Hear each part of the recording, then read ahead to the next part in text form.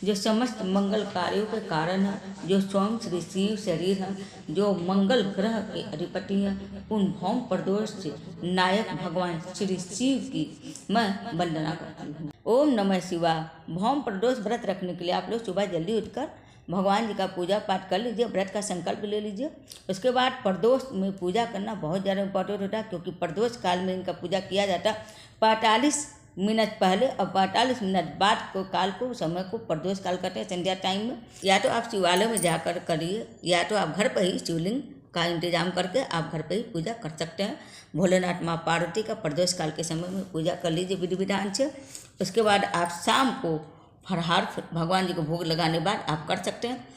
तो दान में आप श्रृंगार का सामान भी रख दीजिएगा और भोलेनाथ के लिए भी कपड़ा और फल चढ़ा के और दक्षिणा के साथ रख दीजिएगा। उसके बाद दूसरे दिन आप स्नान वगैरह करने के बाद ब्राह्मण को वही सामान आप दे दीजिएगा।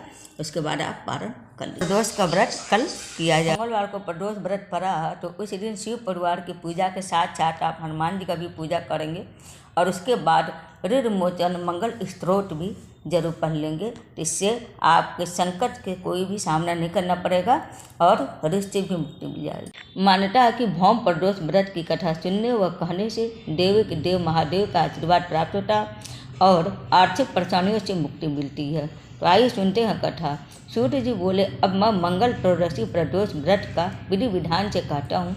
मंगलवार का दिन व्याधियों का नाशक है। इस व्रत में एक समय व्रती को गेहूं और गुड़ का भोजन करना चाहिए। इस व्रत के करने से मनुष्य सभी पापों व रोगों से मुक्त हो जाता है। इसमें किसी भी प्रकार का संचय नहीं है। अब मैं आपको बुढ़िया की कथा को सुनाता हूँ, जिसने यह व्रत किया था वह मोक्ष को प्राप्त हुई थी। अत्यंत प्राचीन काल की घटना है।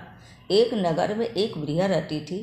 उसके मंगलिया नाम का पुत्र था। वृद्धा को हनुमान जी पर बड़ी ही श्रद्धा थी। वह प्रत्येक मंगलवार को हनुमान जी का व्रत रखकर यथाविधि उनका भोग लगाती थी। इसके अलावा मंगलवार के एक ना तो घर लिपती थी और ना ही मिट्टी खोदती थी। इसी प्रकार से व्रत रखते हुए जब उसे काफ़ी दिन बीत गए, तो हनुमान जी ने सोचा कि चलो आज इस बुढ़िया की श्रद्धा की परीक्षा करें। वो साधु का वेश बनाकर उसके द्वार पर आ पहुँचे और पुकारा, है कोई हनुमान भक्त जो हमारी इच्छा पूरी करे। बुढ़िया ने यह पुकार सुनी तो बाहर आई और महाराज क्या आज्ञा है। साधु वेशधारी हनुमान जी से बोली। साधु वेशधारी हनुमान जी बोले, मैं बहुत भूखा हूँ, मुझे भोजन करना है, तू थोड़ी सी जमीन ले दे। वृद्धा बड़ी दुविधा में पड़ गई। अंत में हाथ जोड़कर प्रार्थना की, है महाराज, लीपने और मिट्टी खोदने के अतिरिक्त जो काम आप कहें वह मैं करने के तैयार हूँ। साधु ने 3 बार परीक्षा करने के बाद कहा, तू अपने बेटे को बुला, मैं उसे औंधा लिटाकर उसकी पीठ पर आग जलाकर भोजन बनाऊंगा। वृद्धा ने सुना तो पैर तले की धरती खिसक गई, मगर वह वचन हार चुकी थी। उसने मंगलिया को पुकार कर साधु महाराज के हवाले कर दिया, मगर साधु ऐसे ही मानने वाले नहीं थे। उन्होंने वृद्धा के हाथों से ही मंगलिया को औंधा लिटाकर उसकी पीठ पर आग जलवाई। आग जलाकर दुखी मन से वृद्धा अपने घर के अंदर जा घुसी। साधु जब भोजन बना लिए तब वृद्धा से बोले कि मंगलिया को पुकारो ताकि वो भी आकर भोग लगा ले। बुढ़िया आंखों में आंसू भरे हुए बोली, मेरे हृदय को और मत दुखाओ। लेकिन साधु महाराज नहीं माने।